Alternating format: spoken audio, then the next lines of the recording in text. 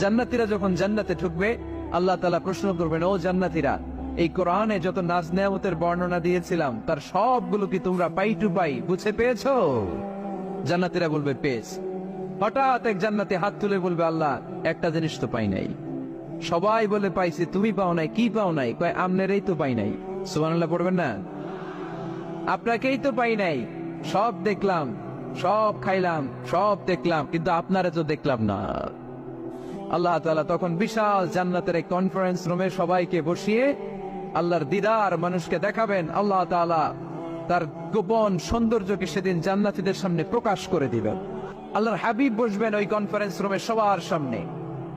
আল্লাহর হাবিবের পেছনে বসবে অন্যান্য নবীরা, তারপরে সোহাদা, সালেহিন, আউলিয়া সবাই বসবে। ওই জান্নাতের কনফারেন্স রুমে আমরাও যেন বসার জায়গায় পাই, আল্লাহ তুমি তৌফিক দিয়ে দিও। আল্লাহ তাআলা অনেকগুলো নূরের পর্দার পেছন থেকে নূরের ঝলকানি মারবে। ওই ঝলকানি এক মুহূর্তের জন্য দিবেন। এক মুহূর্ত, কয় মুহূর্ত? 70,000 নূরের পর্দার কথা বলা হয়, এই বর্ণনাটাও দুর্বল। পর্দা আছে কিন্তু কয় হাজার জানে কে?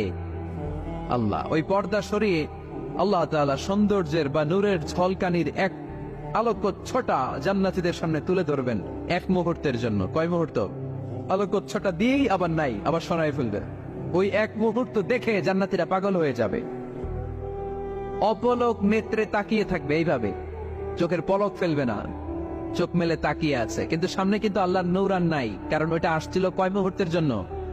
এক মুহূর্ত পরে নাই। কিন্তু কি যে দেখলাম, কত 70 কোটি কোটি বছর এরকম অপলক নেত্রে জান্নাতীরা তাকিয়ে থাকবে।